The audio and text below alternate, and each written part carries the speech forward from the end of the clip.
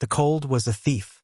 It crept into the alleyway where Eleanor huddled, a phantom with fingers of ice that stole the warmth from her bones.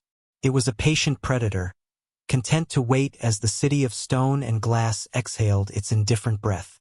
Steam billowed from sewer grates, a ghostly taunt of heat that dissipated before it could offer any comfort. Across the street, the windows of a high-end restaurant glowed like amber jewels, framing silhouettes of people laughing, their gestures animated and carefree. They were figures in a diorama of a life Eleanor once knew, a world sealed away from her behind impenetrable glass. She pulled the thin, threadbare blanket tighter around her shoulders, its meager protection a failing shield against the relentless siege of the December wind. The fabric was worn smooth in places, a patchwork of fading floral patterns that held the ghost of a memory, a faint scent of lavender and home that had long since been scrubbed away by rain and grime. Her world had shrunk to this damp corner of brick and concrete, a forgotten footnote in the bustling narrative of the city. A young couple, their faces flushed with romance and expensive wine, walked past. The woman's laugh was like the chime of a tiny bell. The man, fumbling in his pocket for keys, dropped a coin. It spun on the pavement with a metallic whir, a tiny silver sun that rolled into the gutter's murky water. He glanced at it, shrugged, and took the woman's hand, pulling her along. They disappeared around the corner. Eleanor didn't move.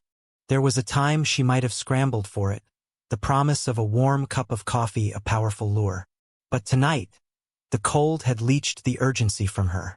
The effort required to unfold her stiff limbs, to crawl on hands and knees to fish the coin from the filth, seemed a monumental task, a mountain she no longer had the strength to climb.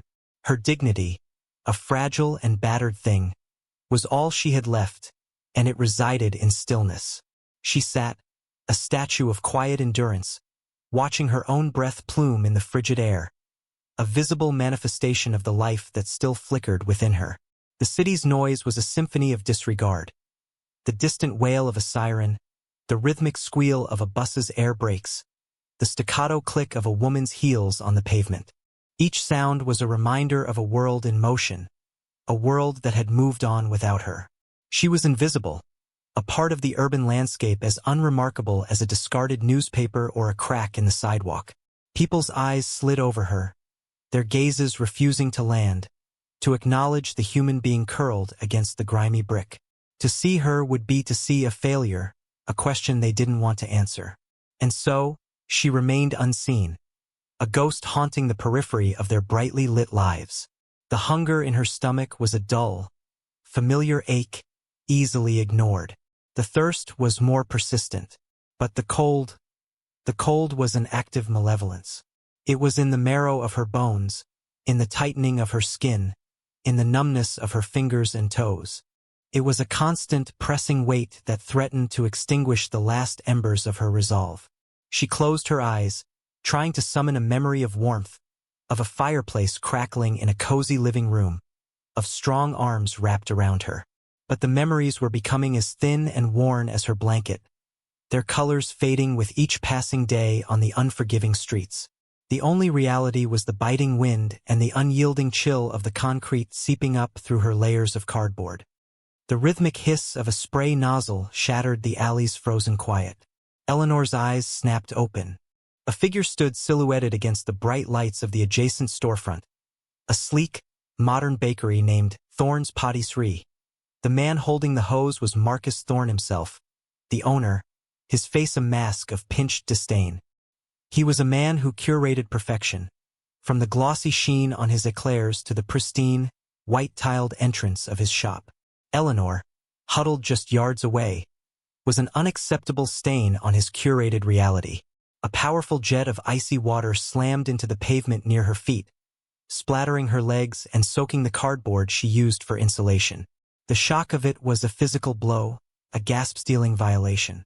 "Get out of here." Thorne's voice was sharp, devoid of any warmth. "You're scaring away my customers. You're bad for business." He didn't look at her as a person. He looked at her as one would look at a piece of garbage that needed to be swept away. The water arced again, this time hitting her small bundle of belongings wrapped in a plastic bag. Her spare pair of socks, a half-eaten sandwich she'd been saving, a worn paperback novel. All were drenched in the frigid deluge. She flinched, instinctively trying to shield them with her body, but it was too late. Thorne methodically sprayed the entire area, washing away the chalk drawings a child had left earlier, the dust, and any trace of Eleanor's presence. The water pooled around her, turning the grime into a muddy slurry that soaked into the hem of her coat. She didn't speak. She didn't cry out.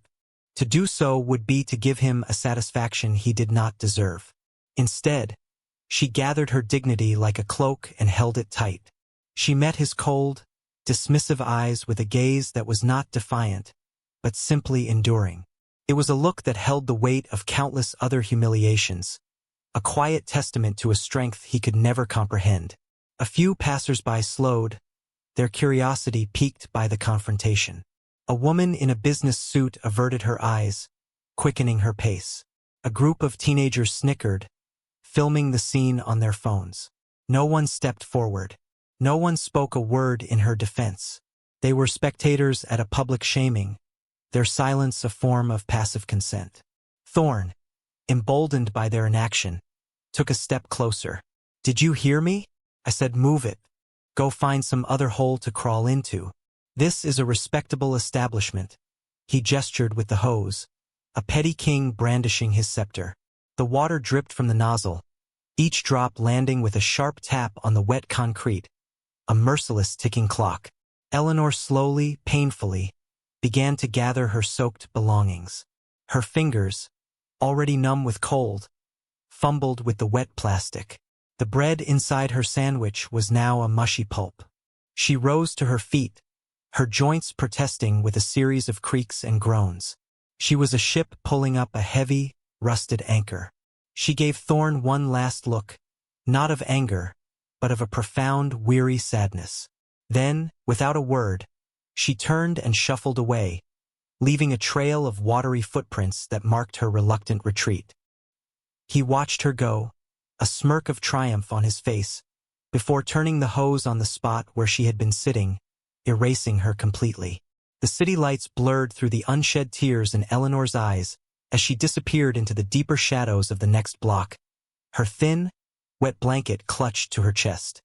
Eleanor found a new space, a recessed doorway belonging to a business that had long since failed, its windows papered over. It was no warmer, but it was farther from Marcus Thorne's sterile kingdom. As she settled, shivering in her damp clothes, her mind drifted back, away from the biting cold and the fresh sting of humiliation. It drifted to a small, sunlit kitchen that smelled of yeast and cinnamon, to a life where her hands were not chapped and blue, but dusted with flour. She had been a nurse. For 35 years, her life had been a whirlwind of sterile corridors, the beep of heart monitors, and the quiet, profound intimacy of caring for others in their most vulnerable moments. She had held the hands of the dying and swaddled the newborn. Her name had been spoken with respect, with gratitude. Nurse Eleanor, it sounded like a name belonging to someone else entirely. Her husband, David, had been a mechanic, a man whose hands were perpetually stained with grease, but whose touch was always gentle. He was a veteran, a man who had seen the horrors of war but returned with a heart full of unwavering kindness. He called her Ellie. He would come home smelling of oil and steel, and she would come home smelling of antiseptic, and they would meet in the middle, their two worlds colliding in a warm embrace. He was the anchor of her life, the steady, unwavering presence that made everything feel safe. The locket she wore, tucked deep beneath her layers of clothing, held his picture. It was a small, tarnished silver oval, its surface worn smooth by the constant touch of her thumb. Inside, a younger David smiled, his eyes crinkling at the corners, a man in his prime, full of life and laughter. He had given it to her on their 10th anniversary. "So you can always keep me close to your heart," he'd said, his voice a low rumble against her ear. That heart was now a hollow, aching chamber. The end had come not with a bang, but with a slow, creeping sickness that the doctors couldn't name and the treatments couldn't stop. It had devoured their savings, then their home piece by painful piece. Eleanor had nursed him herself in their final months, in a small apartment they could barely afford, using every bit of her training to ease his pain. The blanket she now clutched, the one Thorn had so casually soaked, had been David's. It was the one she had draped over his frail body as he shivered with fevers she couldn't break. After he was gone, the medical bills remained, a mountain of debt that buried her. She had tried. She had worked double shifts until her own health failed. She sold their furniture, his tools, her wedding ring. But it was like trying to bail out a sinking ship with a teacup. One day, there was simply nothing left. The eviction notice on the door was the final, merciless blow. Her promise to him, whispered in the quiet of his last night, echoed in her mind. Be kind, Ellie. No matter what, just be kind. It was the core of his being, the philosophy he lived by, and it was the legacy she was determined to honor. It was why she didn't scream at Marcus Thorne. It was why she didn't curse the couple who ignored the dropped coin. It was why she still offered a faint, tired smile to the rare person who met her gaze. Her kindness was not a weakness. It was an act of rebellion. It was the last piece of David she had left to give to the world, a quiet, stubborn refusal to let the cruelty of her circumstances extinguish the light he had placed in her soul.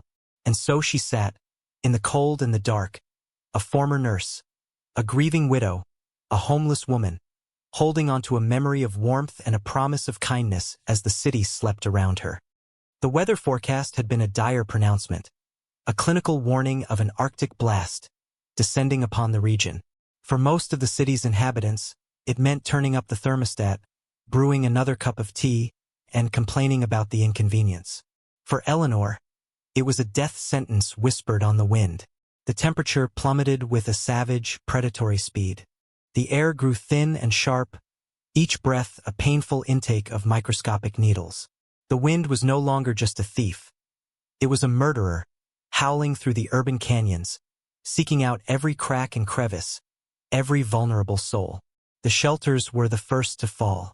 A domino effect of full signs rippled through the city's network of aid. Desperate, shivering figures were turned away at the doors, sent back out into the unforgiving night with apologetic shrugs and weary eyes. Eleanor hadn't even tried. She knew the rhythm of the streets, the hierarchy of survival. The younger, stronger ones would get the beds. She would only waste precious energy making the trek. Her new spot in the recessed doorway offered minimal protection. The wind seemed to curl around the edges of the building, funneling directly into her small alcove. The dampness from Thorne's assault earlier had seeped deep into her coat and blanket, and now it was freezing. Her clothes were stiffening, turning into a brittle shell of ice against her skin. A violent, uncontrollable shiver racked her body. It was a deep, convulsive tremor that started in her core and radiated outward, shaking her so hard her teeth chattered with a frantic, clicking rhythm. This was not the shivering of being merely cold. It was the body's desperate, failing battle against hypothermia. She tried to think of David, of his warm smile, but the cold was a thick fog, blurring the edges of her memory. The image of his face was becoming harder to hold. The city around her had fallen into a deep, frozen hush. The usual nighttime sounds were muffled by the oppressive cold. Traffic was sparse. The few people still on the streets were scurrying, heads down, faces buried in scarves, their movements frantic and purposeful. They were escaping the cold, rushing toward the promise of warmth and safety. Eleanor was trapped outside the fortress, and the enemy was closing in. Her world had narrowed to the small, miserable circle of her own suffering. The pain in her joints was excruciating. Her fingers and toes were numb, dead things attached to her limbs. A strange, deceptive warmth began to creep into her extremities, a dangerous siren song of surrender. She knew the signs. She had seen it in patience, this final, paradoxical stage of freezing. The body, exhausted from its fight, gives up. A sense of peace, of drowsiness, begins to descend. It was a tempting lullaby. It would be so easy to just close her eyes, to let the shivering stop, to drift away on that quiet, peaceful tide. Just a few feet away, deeper in the shadows of the same long doorway, another shape was huddled. She hadn't noticed it before. It was a large form, a man, slumped against the wall. He was shivering even more violently than she was, his whole body caught in a series of brutal, racking spasms. He was muttering, his words slurred and nonsensical, lost to the wind. All she could make out was a broken phrase, something about a bike. And a brother. He was dressed in leather, but the jacket was torn at the shoulder, offering a poor defense against this level of cold. He was big and imposing, yet in this state he looked as vulnerable as a child. The pressure of the night, the weight of the city's indifference, and the crushing, relentless cold all converged on Eleanor in that single, terrible moment. Her own life was flickering, a candle in a gale, and yet, her gaze remained fixed on the other shivering soul, a fellow human being on the brink. Her own pain was a roaring fire, threatening to consume her. Every nerve ending screamed in protest against the invasive cold. The seductive whispers of sleep, of letting go, grew louder in her mind. It would be an end to the suffering, an end to the humiliation, an end to the gnawing loneliness. But then she looked at the man again. His shivers were becoming weaker, his muttering fading into a low, guttural moan. His breath was shallow. Eleanor, the nurse, the caregiver, saw the clinical signs overlaying the human tragedy. He was closer to the edge than she was. David's voice, a faint echo from a warmer world, cut through the fog of her hypothermic haze. Be kind, Ellie. No matter what, it wasn't a choice, not really. It was an imperative etched into the very fiber of her being. Kindness was her last, most profound act of existence. With a will that felt forged from iron and agony, she began to move. Her limbs were stiff, reluctant things, each motion a negotiation with a body that was shutting down.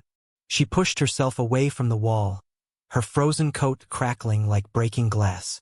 The wind immediately attacked her back, a physical assault of shocking intensity. She crawled the few feet that separated them, the rough concrete scraping her raw knees. He didn't seem to notice her approach. His eyes were unfocused, glazed over with a delirious film. He was lost in a frozen labyrinth of pain and confusion. She reached him, her own body trembling so hard she could barely control her movements. She looked down at the blanket in her hands. It was David's blanket. It was the last tangible piece of her old life, a thin, worn shield against the world. It held the memory of his final days, the faint, lingering warmth of their shared life. It was everything she had. Giving it away was like tearing out a piece of her own heart. She didn't hesitate. With numb, fumbling fingers, she unfolded the blanket. It was still damp, but it was a layer, a barrier, something. She draped it over his broad, shaking shoulders. He was a big man, and the small blanket barely covered his torso. She leaned in close, her face just inches from his, the cold of his leather jacket seeping through her own thin coat. She worked methodically, her nurse's training taking over. She tucked the edges of the blanket in around his neck and under his sides, trying to trap what little body heat he had left. Her fingers brushed against his neck. His skin was like ice. "It's okay," she whispered, her own voice a hoarse, shaky thing. "You'll be warm now." He stirred slightly at her touch, a low groan escaping his lips, but he didn't wake. He was too far gone. Having given away her only shield, Eleanor crawled back to her spot. The cold hit her with a renewed, catastrophic force. There was nothing between her and the wind now. The shivering returned, a violent, full-body convulsion that was worse than before. She wrapped her arms around herself, curling into a tight ball, trying to make herself as small as possible. She pressed her back against the brick, but the cold from the wall was just as brutal as the cold from the air. She had made her sacrifice. She had honored her promise. There was nothing left to do now but wait for the dawn, or for the end, whichever came first. She closed her eyes, the image of David's smiling face finally clear in her mind.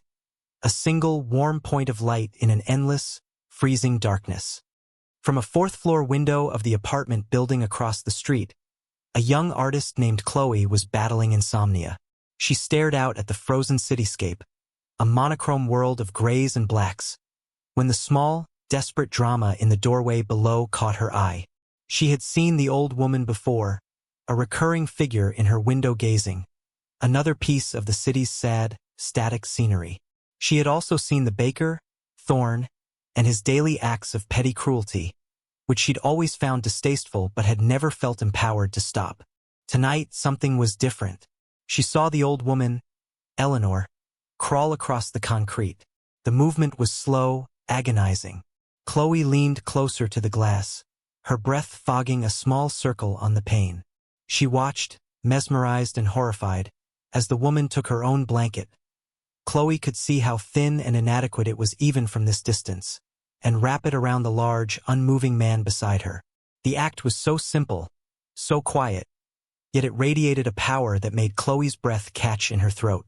It was the purest, most selfless thing she had ever witnessed. She watched as Eleanor retreated to her own spot, now completely exposed, and curled into a ball. The sight was a punch to the gut. Chloe's own warmth, the soft comfort of her duvet, suddenly felt obscene. Down on the street level, a young barista named Leo was locking up the coffee shop on the corner.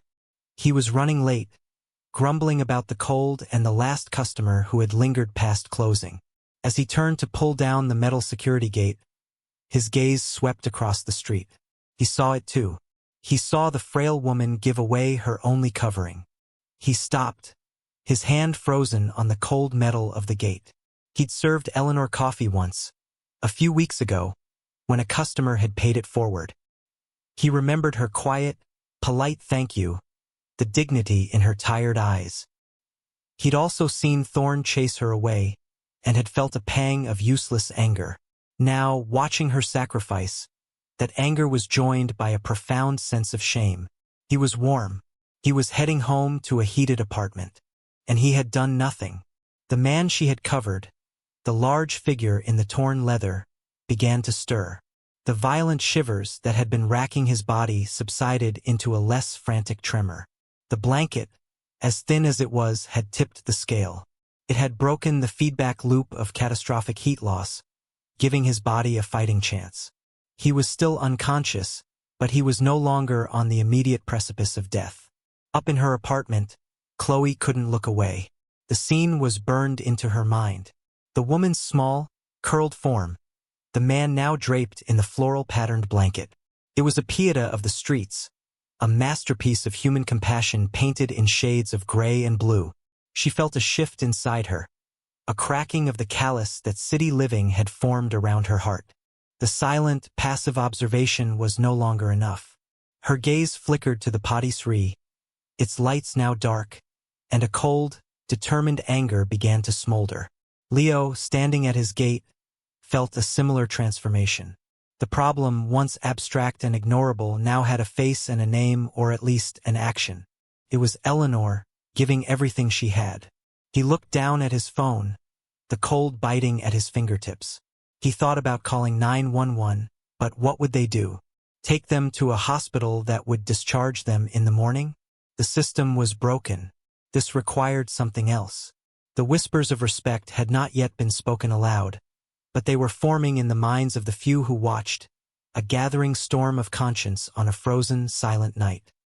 The dawn broke gray and reluctant, casting a pallid light over a city that seemed frozen in time. The silence of the deep night was broken by a sound, a low, guttural rumble that started in the distance and grew steadily louder. It was not the sound of morning traffic. It was deeper, more menacing, a synchronized growl that vibrated through the pavement and rattled the windows of the sleeping buildings. One by one, then in pairs, then in a flood, they appeared. Motorcycles, dozens of them. They were large, powerful machines, gleaming with chrome and dark paint, their riders clad in worn leather. On their backs were the unmistakable patches of the Hells Angels. They moved with the disciplined precision of a cavalry unit, taking over the street, their engines roaring in a deafening chorus of controlled power. They formed a formidable line in front of Thorn's patisserie, their collective presence a suffocating wave of intimidation. The citizens who were beginning their morning commute froze, staring at the sudden, overwhelming display of force. Doors were quietly closed. People backed away from their windows. This was a power the city understood and feared. At the head of the formation, a biker swung his leg over his restored machine and dismounted. It was the man from the alley. He was no longer a delirious, shivering victim. He stood tall and clear-eyed, his sheer size and commanding presence undeniable. The torn leather jacket had been replaced by a pristine one, adorned with the patches of a president. This was Jack. Known to his brothers as Reaper, he scanned the street, his gaze sharp and intense, until it landed on the recessed doorway. He didn't rush. He walked with a deliberate, measured pace, his heavy boots echoing on the silent street. His men watched him, a silent, loyal army awaiting their orders. They formed a protective perimeter, blocking the alley from view, their faces grim and unreadable, a wall of leather and muscle. Reaper reached the doorway. He saw Eleanor first. She was pale, her lips blue, but she was breathing. A faint plume of condensation escaped her lips with each shallow breath. Then he saw his own floral-draped savior, the thin, worn blanket, David's blanket, still tucked carefully around a duffel bag he'd been using as a pillow. He knelt beside Eleanor, his movements surprisingly gentle for a man of his size. The cold radiating from her was intense. He knew, with a certainty that chilled him more than the night had, that she had saved his life at the potential cost of her own. He rested a large, calloused hand on her shoulder, careful not to startle her. "Ma'am," he said, his voice a low, respectful rumble. "Ma'am, can you wake up?" Eleanor stirred, a faint moan escaping her lips. Her eyelids fluttered open, revealing eyes clouded with confusion and exhaustion.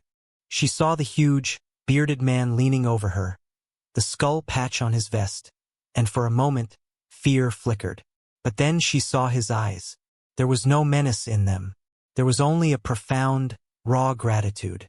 The intimidating army of bikers, the roaring engines, the palpable tension in the air. It all receded as she looked into the eyes of the man she had helped. He was just a person, a soul she had touched in the dark. The Brotherhood had arrived, not with random violence, but with the focused, terrifying purpose of repaying a debt of honor. Reaper gently helped Eleanor to sit up, his concern evident in his careful movements. He turned to one of his men, a mountain of a man named Bear. "Get the medic kit. And coffee." Hot, the order was quiet but carried absolute authority. Bear nodded and strode back toward the bikes. Reaper turned back to Eleanor. "My name is Jack," he said softly, his voice stripped of its usual hard edge. "You saved my life last night." Eleanor just looked at him, still trying to piece together the surreal scene. The rumble of the motorcycles, the wall of leather-clad men, the intense focus on her. It was too much to process. "You were freezing," she whispered, her voice raspy. It was the simplest explanation, the only one that mattered. Jack's eyes, which had seen things that would make most men crumble, grew misty. He looked at the thin blanket, then back at her. He pointed to his chest. "I'm the president of this charter. My bike broke down about 10 miles out of town. I was riding to my brother's memorial service. The cold, it got me. I was done. You," he paused, his voice thick with emotion. "You gave me your last bit of warmth. My brothers and I, we don't forget things like that." Just then, Leo the barista, his face pale but determined, pushed his way through a gap in the line of bikers. "Excuse me," he said, his voice shaking slightly. "I saw what she did." The bikers turned their heads, their collective gaze enough to make him flinch, but he stood his ground. He looked at Reaper. "I saw her give you her blanket. But there's something else you should know." Leo pointed a trembling finger at Thorne's patisserie, where Marcus Thorne himself was now peering nervously through the glass door. "The day before, that man, the owner, he came out here and sprayed her with a hose. In the freezing cold. Soaked all her things. Called her trash. I saw it. We all saw it and did nothing." A low, dangerous growl rippled through the assembled bikers. The air, already tense, became electric. Chloe, the artist, had come down from her apartment, drawn by the commotion. She stepped forward, her voice clear and steady. "He's right. I saw it too. He does it all the time. He treats the homeless people around here like they're vermin. Other voices began to join in. A postal worker on his route, an elderly woman from the apartment building. The community's silence, born of fear and apathy, was finally breaking. Story after story of Thorne's casual cruelty, his arrogance, his public humiliations of the most vulnerable, spilled out into the cold morning air. The truth about Eleanor's quiet suffering was being laid bare, each testimony a nail in the coffin of Thorne's respectable facade. Reaper listened to it all, his expression hardening into granite. He looked from the frightened face of Thorne to the faces of the neighbors now finding their courage, and finally back to Eleanor. She hadn't spoken a word. She just sat there, wrapped in a medical blanket one of the bikers had provided, sipping the hot coffee. Her quiet dignity was the most powerful testimony of all. The full picture was now clear. It wasn't just that she had performed an act of kindness. It was that she had done so in the face of relentless cruelty, offering grace where she had only received contempt. The debt was not just for a life saved. It was for a lesson in honor, delivered from the most unexpected of teachers. The revelation hung in the air, thick and heavy. Reaper stood up, his full height seeming to block out the morning sun. He looked at Eleanor, then at the assembled crowd, and finally, his gaze locked onto Marcus Thorne, who was now visibly trembling behind his glass door. Without a word, Reaper began to unfasten his own vest. It was a sacred object, a cute, in their world.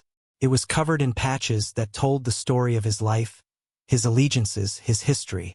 The president patch, the charter name, the iconic winged death's head. It was his identity, his honor made manifest in leather and thread. He took it off, the gesture silencing the entire street. He walked over to Eleanor and gently, respectfully, draped the heavy leather vest over her thin shoulders. It dwarfed her, hanging almost to her knees, a king's robe on a pauper. The gesture was profound, a transfer of status, of protection. In the biker world, to be covered by the president's colors meant you were untouchable. Every single Hell's Angel on that street understood. Eleanor was now under their protection.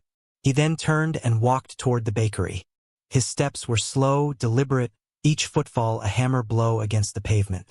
The other bikers parted to let him pass. He didn't pound on the door. He didn't shout.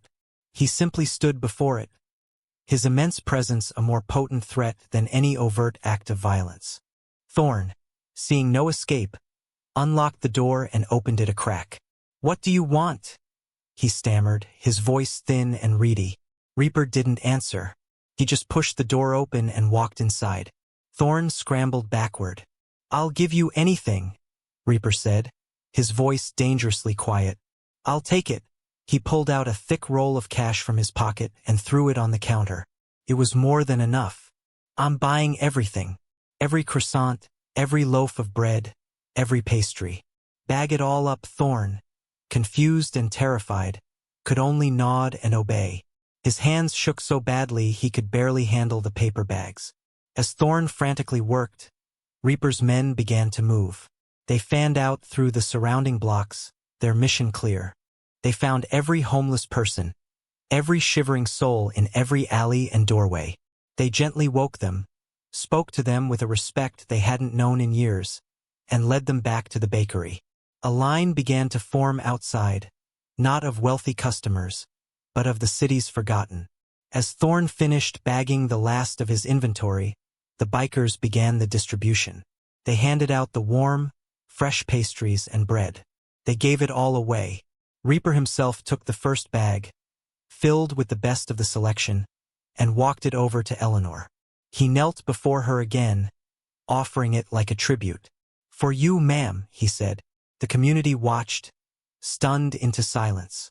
This wasn't the chaotic violence they associated with biker gangs. This was organized, symbolic, and utterly devastating in its judgment. One of the bikers, a man with wrench on his vest, was already on his phone, making calls. He was a mechanic, but he was also a logistics man. He was making a new plan for Eleanor, a permanent one. The act of recognition was complete. not with fire and fury, but with the quiet, methodical dismantling of a bully's world and the elevation of a woman he had tried to erase.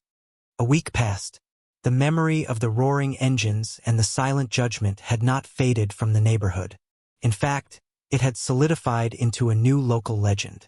The alleyway where Eleanor used to sleep was no longer a place of shadow and despair. It was now occupied by a gleaming, fully restored food truck. It was painted a gentle, warm blue, and on its side, in elegant, hand-painted script, were the words Eleanor's Haven. The Hells Angels had done more than offer a day's protection. They had pooled their resources, called in favors, and used their formidable network to give her back a life. Wrench, the mechanic, had overseen the restoration of the truck himself. Others had stocked it, secured the permits through channels both official and unofficial, and ensured it was a turnkey operation. Inside, Eleanor was no longer shivering. She was bathed in the warm, fragrant steam of a large pot of vegetable soup. She wore a clean apron over a new, warm sweater. Her face had regained some of its color, the lines of exhaustion softened by rest and purpose. She was serving hot soup, coffee, and fresh bread, the same items she was once denied. There was a small sign on the counter that read, "Pay what you can." Kindness is always accepted. The first customers were not a surprise. Reaper and his men sat on a nearby park bench, their bikes parked in a neat, formidable row along the curb. They were drinking coffee from her styrofoam cups, their presence a silent, unwavering declaration. They were her guardians, her patrons, her family. Reaper had given her a new vest. It was simple, black leather with no club patches. But on the back, sewn with meticulous care, was a single, custom patch. A beautifully detailed, solitary angel's wing. It was a symbol of her new status, not a member, but someone under the eternal protection of the Brotherhood, a revered figure. The community, which had once been a collection of silent onlookers, had transformed. The story of her sacrifice and the bikers' response had spread like wildfire. People now lined up at her truck, not just the homeless seeking a warm meal, but office workers, students, and families. They came to buy soup, but more than that, they came to pay their respects. They left generous tips in her donation jar, offered words of encouragement, and simply stood for a moment in the presence of her quiet grace. The shame of their previous inaction had been replaced by a communal desire to make amends. Marcus Thorne's patisserie across the street was a study in contrast. It was empty. A for lease sign had appeared in the window 2 days earlier. The bikers had not laid a hand on him, but their silent boycott, and the subsequent shunning by the community, had been a more complete and devastating ruin than any physical destruction. His business, built on a foundation of pristine surfaces and hidden cruelty, had crumbled under the weight of a single act of kindness. The closure was a quiet, lingering image of justice served and dignity restored, a new chapter written on the streets of a city that was slowly learning to see. Eleanor ladled another cup of soup, her hand steady. The rich aroma filled the small space of the truck, a scent of nourishment and home. She passed it to a young man with tired eyes, and he gave her a grateful smile. It was a simple exchange, but for Eleanor it was everything. Each cup she served was a small victory against the cold, a quiet affirmation of the promise she had made to David so long ago. She was no longer a recipient of charity. She was a source of it. She was no longer invisible. She was a landmark. Her gaze drifted past the line of customers to the row of motorcycles gleaming in the afternoon sun. Reaper caught her eye and gave a slow, respectful nod. He and his men were a constant, reassuring presence. They never crowded her, never made demands. They were simply there, a silent testament to a bond forged in the crucible of a freezing night. They were her sentinels, the fierce, loyal protectors of her newfound peace. Their reputation, once a source of fear in the city, had been subtly rewritten in this small corner of the world. Here, the roar of their engines was not a threat. It was the sound of loyalty. The leather and patches were not symbols of menace, but of an unbreakable code of honor. They had seen her worth when no one else had, and they had reflected it back for the whole world to see. The community's transformation was perhaps the most profound change. The people who had once walked past her with averted eyes now met her gaze with smiles. The young artist, Chloe, had painted a small, beautiful mural on the brick wall behind the truck.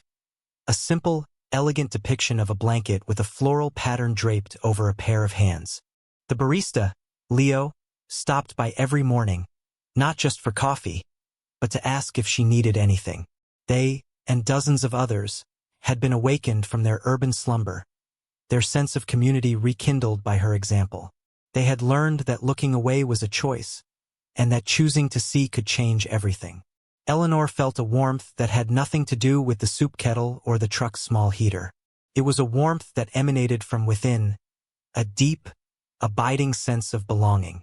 She was no longer a ghost haunting the edges of society. She had a place. She had a purpose. She had a family, forged not of blood, but of respect and shared humanity. She touched the locket at her neck, the silver now polished and bright. She could almost feel David's presence, his pride a palpable warmth against her skin. She had kept her promise. She had remained kind, and in doing so had not only saved a man's life, but had also sparked a quiet revolution of the heart in a place that had forgotten how. As the sun began to set, casting long shadows down the street, the bikers finished their coffee. One by one, they stood, mounted their machines, and with a final, collective nod to Eleanor, fired up their engines. The roar was thunderous, a powerful, soul-shaking symphony. But this time, as they pulled away, their sound wasn't one of departure, but of a promise. It was the sound of a guardian angel's wings, made of leather and steel, watching over their own. Eleanor watched them go, a quiet smile on her face, before turning to the next person in line. Her haven secure, her dignity restored, her spirit, finally, at peace.